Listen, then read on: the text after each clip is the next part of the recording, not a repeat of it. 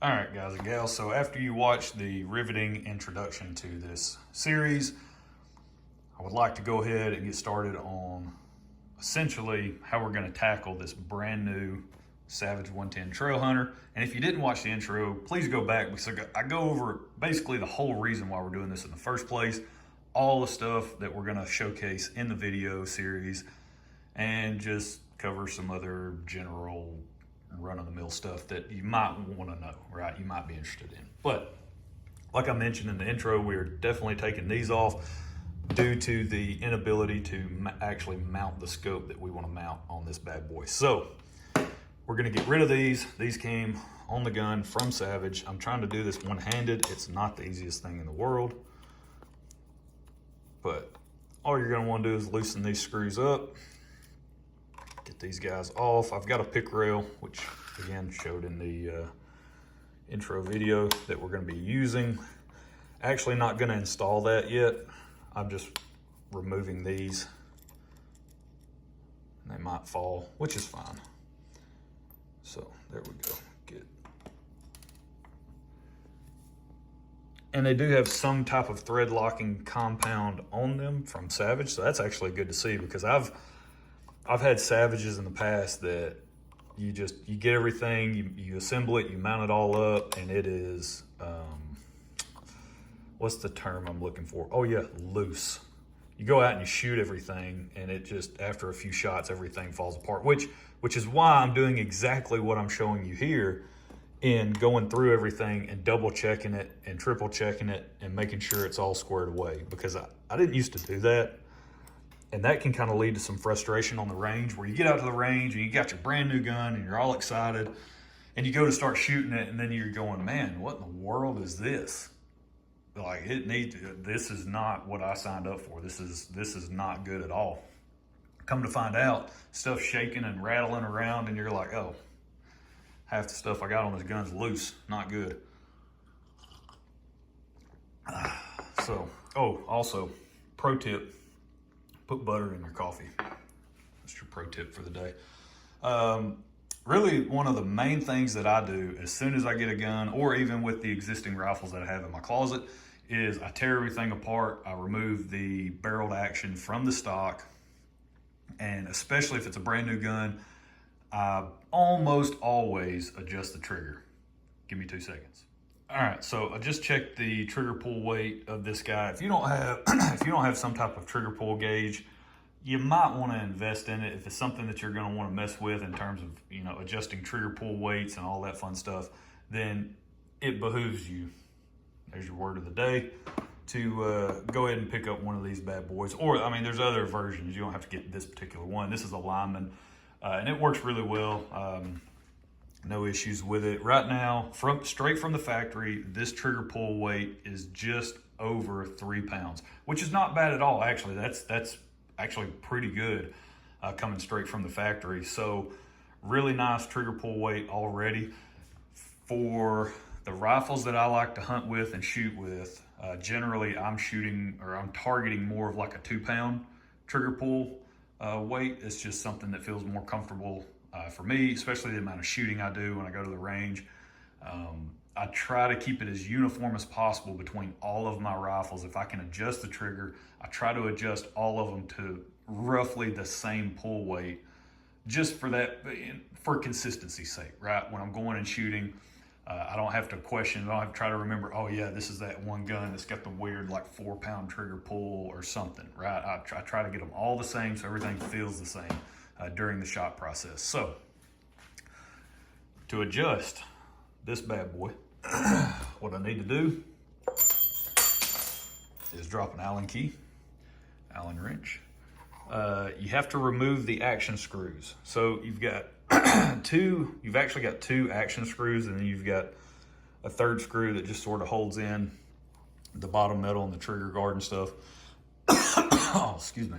So we need to find the appropriately sized hex key or Allen key, whatever you want to call it, and get those bad boys removed and separate this stock from the barreled action itself. Now, depending on the firearm that you have, the make, model, and all that, it might be as simple and straightforward as just that, removing those, or it might not be. So, you know, you gotta kind of, oh, made a long way down. You gotta figure that out in terms of what you have and how to disassemble it and all that fun stuff. So I cannot show you that, but what I can do is show you what it looks like once it's disassembled. So stand by.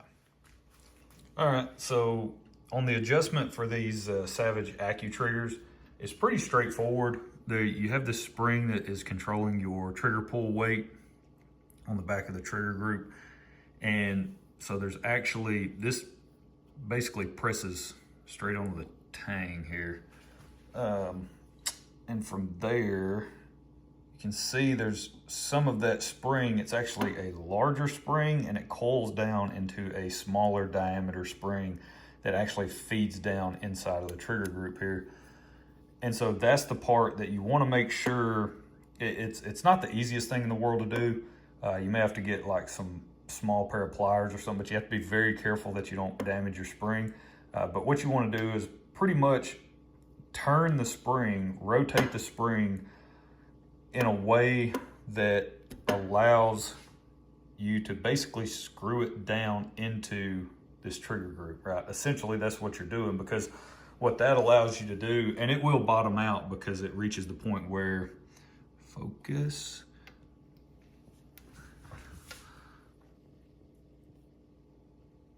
it reaches a point where, you know, the spring is the larger diameter now, so it can no longer go down into that trigger group, that hole there. So pretty much you're maxed out in terms of how low you can drop your trigger pull weight. Now, I did a video, I believe, I don't know how long ago it was, on actually modifying this spring. You can go buy existing springs, they're super cheap to reduce the trigger pull weight.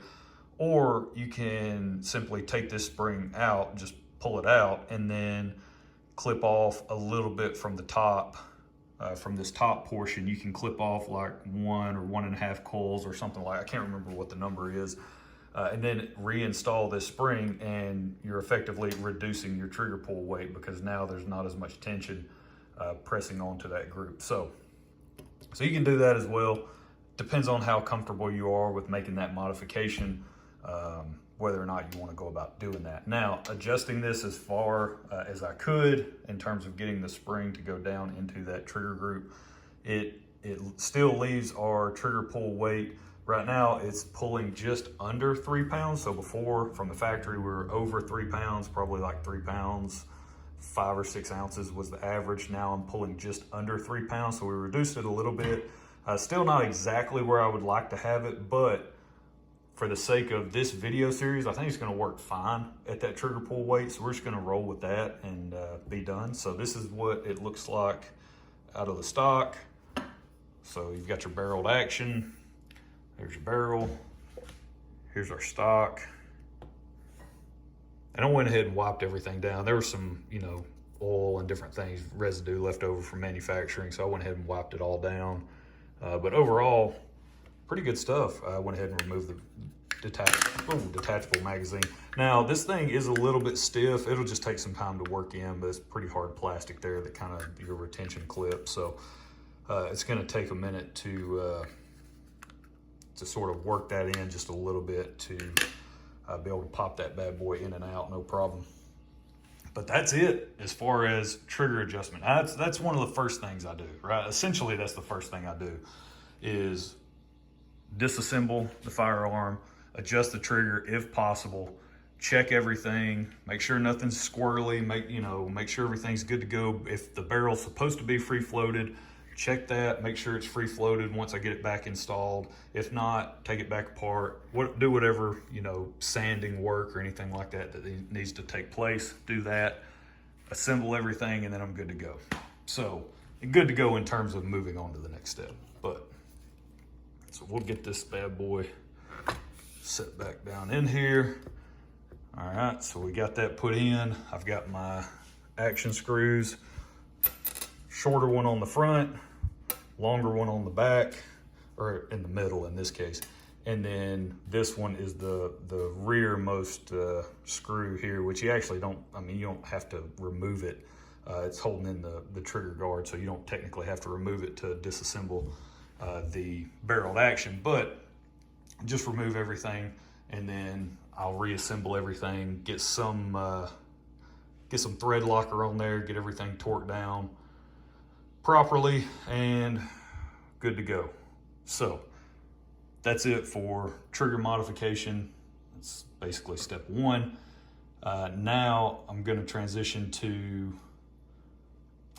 and of course check the free float on the barrel, which it's good, no issues there. It's not even close to touching.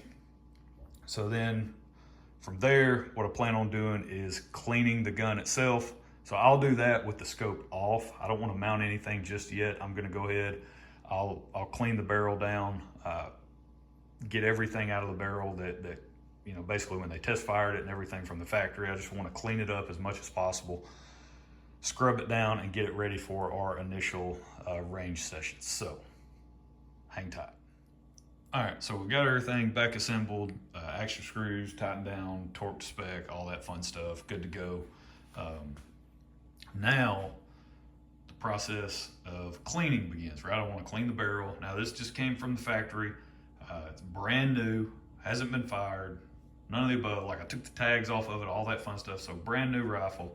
I do want to show you guys what that looks like. Now, before we get into the cleaning process, it's a very generic cleaning process I do. There's nothing magical about it. There's no, you know, black magic that I do to this thing, or voodoo or spells that I cast over it before I clean it. It's really pretty straightforward and simple.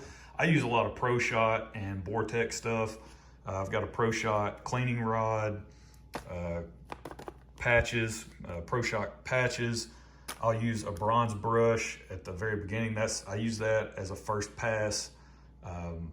Where I haven't done anything to the barrel yet, I use that as a first pass to break up anything that's in the barrel, and then I don't use that again. So I just use it dry, run it down the barrel, break stuff up, carbon fouling, all that fun stuff, copper, whatever's in the barrel. I just break it up with that, and then from there, I will take a nylon brush. As soon as I do that, I'll take a nylon brush, against Pro Shot, and I'll use some of this Vortex eliminator.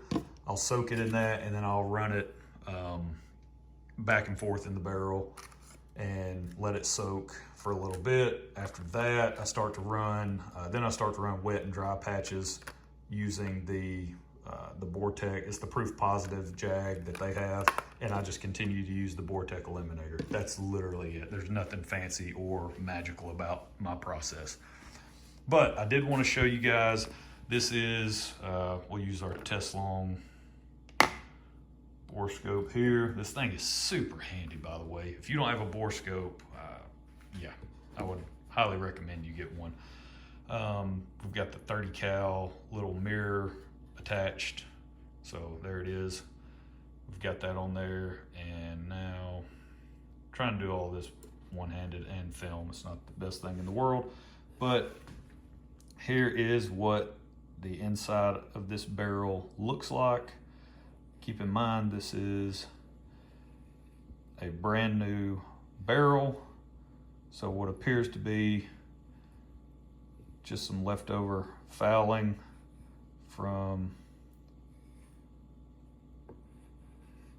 being tested at the factory.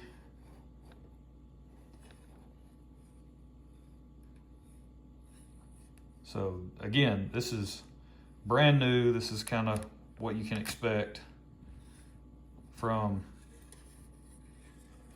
a production rifle that you go and buy off the shelf brand new. There you go. So I just wanted to kind of show you guys what that one actually looks like. So we'll get that off. Now I'll start my cleaning process. I'll do exactly what I just told you, step by step. So I can't do that one-handed. I don't have my tripod to film it. It's literally cleaning a barrel. It's not rocket science. There's a million videos on how to do it. I'm sure you have your own process, so just, that's what you need to do. Right, get it cleaned up. And then from there, once I get everything clean, the barrel clean, I'll come back, I'll show you an after video of what it looks like after I clean it. I'll show you how many patches I used, all of that. I'll go over all that fun stuff. here in a second. Then we will begin the process of getting our scope base mounted. From there, getting it mounted properly, getting the rings in position, messing with the scope in terms of alignment and where I want it and how it's going to fit my my style of shooting and how I hold my head and everything, how it's going to fit properly for that. And then at that point, it's basically ready to hit the range. And yeah, so you guys sit tight and I'll show you an after video of the barrel. Okay, so got the barrel cleaned up. Not exactly done yet. I'll show you why. There's just a little bit more copper left in this barrel that I want to try to get out, but you'll see a huge difference in the before and after photos. So here's all the patches that I used. I just kind of stacked a couple of them up on top of each other. So what is it? 2, 4, 6, 8, 10, 11, 12, something like that. Roughly 12 patches of doing that process where I did the bronze brush to start, just to loosen some things up in the barrel. And then from there, I ran a nylon brush through it that was soaked with the Optic Eliminator. And then after that, I did wet and dry patches using the Optic Eliminator wet patches, and then of course using dry patches to clean everything out. And it actually did a really, really good job just within those 12 patches. You'll kind of see here.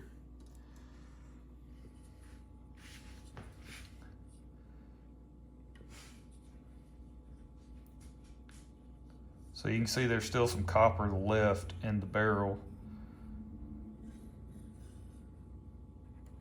So you can see there. But you can see it is a much cleaner barrel than what we had initially. So it's pretty clean. Actually, I mean, I wouldn't mind just going and shooting this as it is. But since I have Vortex copper remover, I've got some of it as well. I don't have a lot left, but I'll use a little bit of that. I'm not going to run many patches through it. I'll just get what I can get out, and then probably within a few patches, and then after that, we're going to call it good enough, because I'm ready to get the scope mounted on this thing and get it to the range. So you guys sit tight. Okay, so the barrel is all cleaned up. One of the things, or one thing I didn't mention is that I also run a chamber mop into the chamber of the rifle after I get done cleaning. That's the last step that I do, just to make sure that there's no residue left over, anything from cleaning that maybe got its way into the chamber. There's none of that left. I clean everything out using the chamber mop. And this one's obviously well used. That's just a heads up. Didn't mention that, but I do use that to clean out the chamber. Now we're gonna transition over to mounting the Optic, right? We've already identified the scope that we want to use. I showed you earlier that, hey, there's no way we can use the supplied bases and the rings that we want to use. It's not gonna work with the scope body that we have on our Leupold VX Freedom. Right, just not a lot of real estate to mount the Optic. It's not an overly long optic, so ran into an issue with that. Picked up a worn Mountain Tech. This is a 0 MOA lightweight precision rail. Again, the lightweight part, that wasn't really in the purchasing criteria, didn't really care. It's just something that they had in stock on the shelf at Mr. Big Gun, so I went ahead and picked it up. This is going to be difficult to do one-handed, but we're going to give it a shot. So ideally what I'd do is put my phone down and get everything lined up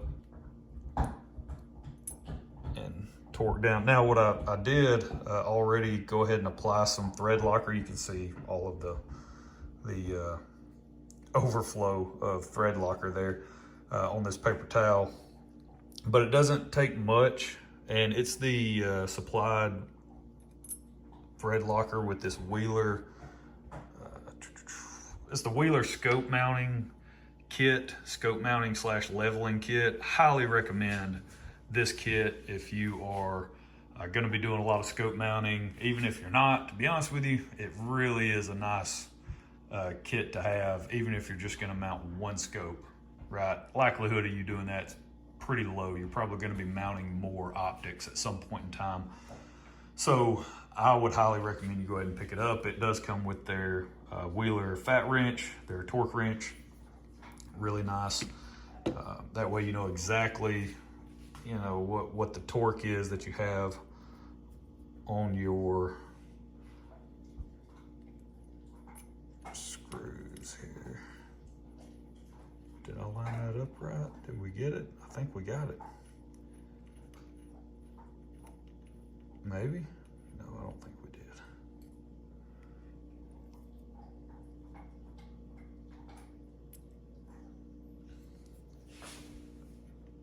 Yeah, I think we did.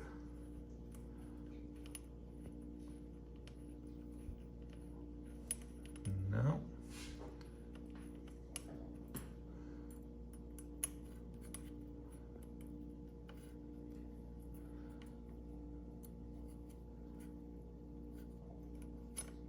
Again, trying to do this one-handed is not good at all.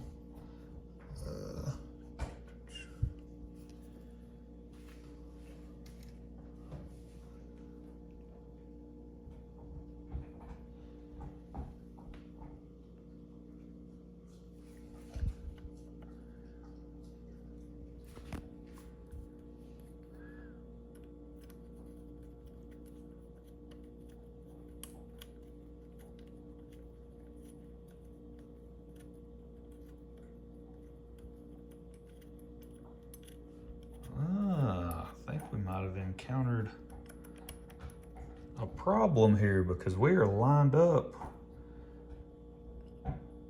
Yeah. Okay, so I believe we have encountered a problem. And that problem is with the diameter of the screw, or with the diameter of the hole for your mounting screws. Because look at here, this is a bigger screw diameter wise than what comes in the, yep, that's it. I mean, that's lovely, you know. I mean, you spend, like I said, 60 bucks on the rail and it doesn't fit, or the screws don't fit. Interesting. Okay, well then let's see. I bet these won't go down in there.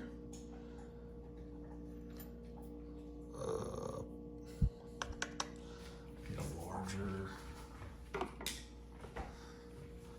Yep, I don't think. Nope. So yeah, there we go. All right, guys. So that's a problem that we're gonna have to go, we're gonna have to run off and solve. Let me see something real quick.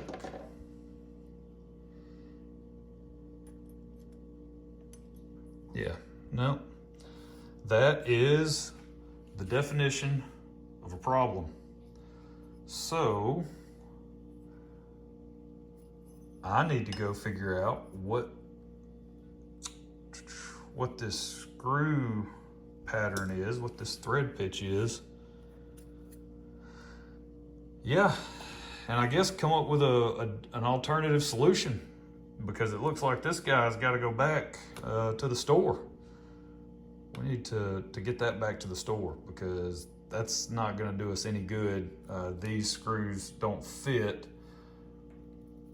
Not unless, you know, not unless Warren has some type of alternate screw that still fits this hole pattern in terms of the diameter and gives us the diameter of the threads that we need. Yeah, okay, well, stand by, everyone. Okay, guys and gals, so we are back, ready to mount up this pick rail. So what I ended up having to do was go back to Mr. Big Guns and swap out the one that I had.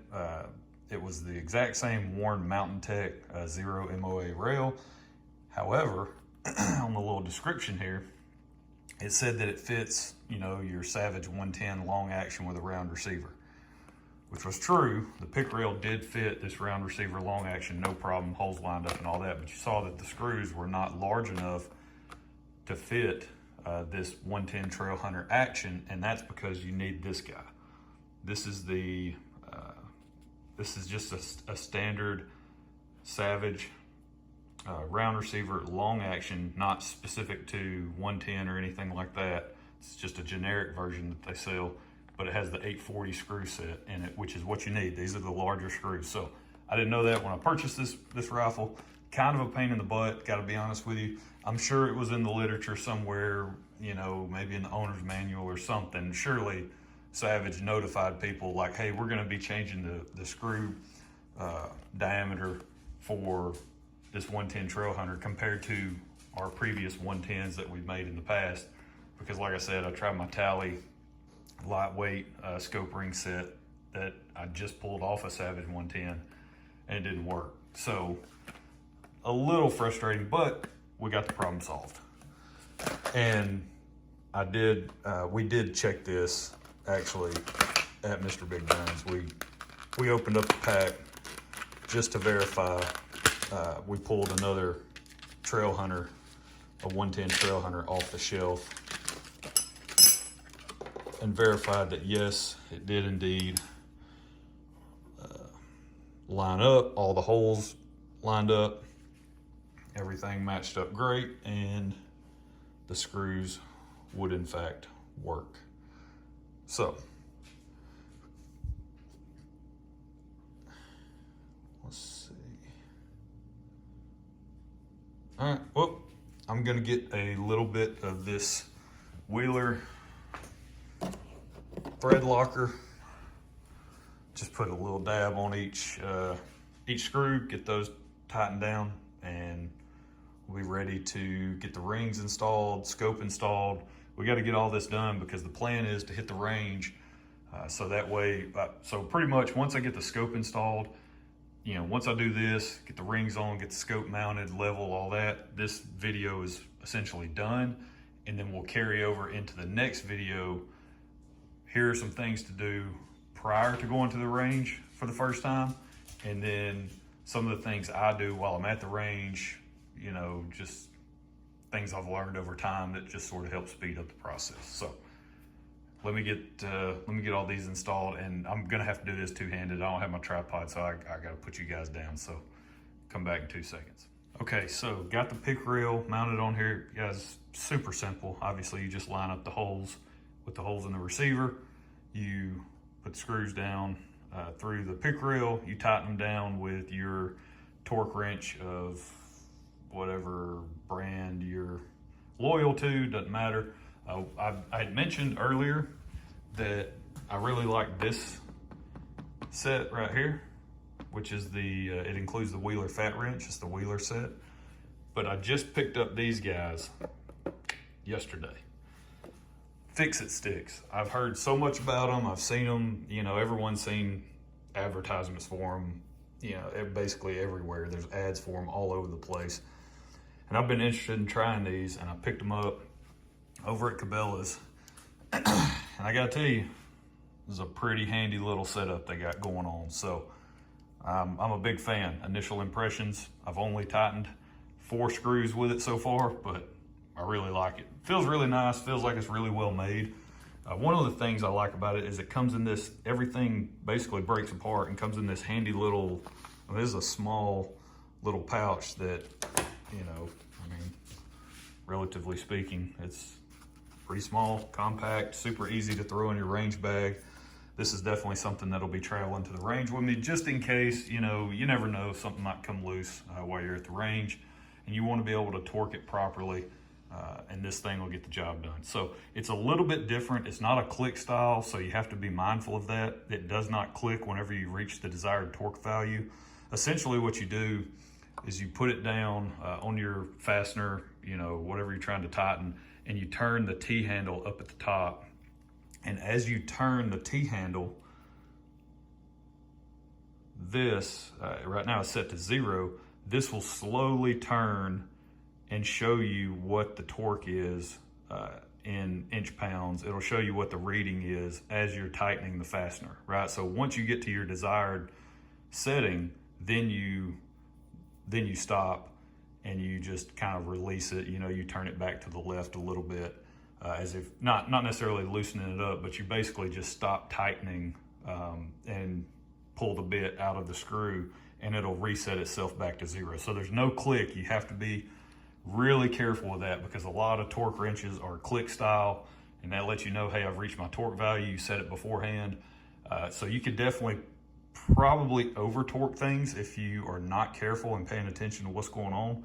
But the requirement from Warren on this base is 25 inch pounds on these screws, and that's exactly the number I hit. You see the little 25 marker right there. I just tightened it until this bottom line right here, till this bottom line lined up with the 25. Good to go. Super simple and easy. So, but now I've got the rings on, I need to tighten those guys down. And then from there, and it did take some playing around with, again, just due to the fact that this scope, the tube real estate that you're dealing with is very, very small. This is a 30 mil tube, but there's just not a lot of real estate. It's not an overly long scope. Dimensionally, especially the real estate they give you to put rings. So had to play around with the ring placement on this to get the proper eye relief, but that's just something you're gonna have to mess with for yourself. Obviously it's an individual kind of thing, personal preference. So now I've just got to get these tightened down. I'll get the scope put in there, get the top of the rings installed, and start to go through my process of leveling the scope and get everything mounted up. So you guys hang tight and I'll show you how I level it up, and we'll be ready to hit the range. So you guys, yeah, check out our scope leveling process. Okay, so one thing, another reason why I really like this kit from Wheeler is it basically comes with virtually everything you need in terms of mounting an optic, because you can also lap your scope rings. This is something I've started doing recently. I'm not gonna do it on this project, but it is something that you just need to be mindful of, that whenever you get in a set of scope rings, even really nice, I mean, I consider these nice scope rings. They're Warren Vapors, so they are on their cheaper side, but Warren does make a really good scope ring. But even with theirs, you know, it's a good idea to lap the scope rings just to make sure you're removing any high spots, any imperfections within the rings themselves. I know if you go and look at someone like Area 419 with their new, you know, high-speed precision scope rings where they machine them together and all this stuff like they're a perfect match set or something like that. Of course, that's why you pay so much for them, because they're really nicely made. High precision scope rings. A lot of rings are not like that. So lapping your scope rings is a way to, pretty much all you're doing is using some of this abrasive compound that comes in the kit. You'll put it on one of these bars, whichever, they've got an inch and a 30 mil bar, and you set it in your scope rings. You tighten down the scope rings to the point where you can still slide that bar freely, enough to where you can start to let the lapping compound actually do its job and sort of remove some of those high spots. So it's a good idea to do, but we're not gonna do it for this project. So from here, now that I've got the rings in place, I've got them torqued down properly, I got the scope mounted essentially where I think it's going to be in a good position after several iterations of me kind of holding it where I felt like it was pretty good eye relief wise. And we still have clearance, not much, but we still have clearance up on the bell of the scope. That way we're not making contact with anything. Now comes the leveling part. One thing I will mention is that I've had really good luck with Savage receivers in terms of using this little Wheeler level that goes inside the action. It generally sits square and flush. I'm not gonna be able to show it on camera, but it sits down in the receiver almost perfectly, basically perfectly. It's magnetic, it sits down in there, and it's very square and straight and really nice in terms of its fitment. There's a lot of receivers that it doesn't do that with. So it can be a little bit difficult trying to use these magnetic bubble levels from Wheeler. But once you do that and you get your you get the bubble in the middle of the two lines. I know it's hard to see, there's two lines there. You might be able to see it better. Nope. It's difficult trying to show those two little black lines, but what you want to do is line up the bubble on the scope. So you want this little guy on the top of the scope, somewhere on the scope. I know Vortex, they mentioned, you know, Ryan, I think whenever they were doing a video on how to properly mount a scope, it was a good tip to sort of remove the cap and try to get down to the flattest structure you can get to on the turret itself. The problem with these, it's those little round knobs on the inside. This is not, once you remove this cap, there's no flat surface under this turret cap. So I just have to put the cap back on and hope that this thing's, you know, square and true and level enough. But once you do that, you have your gun level. Then what you need to do is rotate your optic back and forth until you get the bubble leveled up. And this is something where it's going to take some practice and a little bit of messing around with it. You got to go back and forth, and whenever you go to tighten down the screws, you have to be very careful not to shift anything. The torque on the screws could potentially, you know, cant your scope one way or another. So you just have to go back and double check and do this. This is kind of a process. Just keep going back and forth, making sure that you're tightening. You know, I'll tighten this screw and then switch over, and I do sort of a crisscross pattern. Make sure everything's torqued to spec, and then we go to the range. So I'm gonna get that done, and that's basically it for this video. I know it's a really long video, guys. I know I covered a lot of stuff, but these are some of the key things that if you do it right and you do it right the first time, it'll set you up for success, because the last thing you want to do is go to the range with your brand new gun. You just mounted your new scope, got everything ready to go. You're all excited, and you get out there and you can't even get on paper. You know, once you do get on paper, your groups are 3, 4, 5 inches, stuff's coming loose. You can't figure out what's going on. It can be a frustrating day at the range. So everything we've done up until this point is to really build a good foundation for success once we go to the range. So that's where we're gonna leave it. Long video. Again, thank you for sticking with me, hanging in there, checking out this video. I really appreciate it. Really appreciate all the support. Again, shout out to Mr. Big Guns for everything they've done to help us get this video series up and going. So that's it. That's where we're gonna leave it. Hope you guys enjoyed it. We'll catch you next time. Y'all have a good one.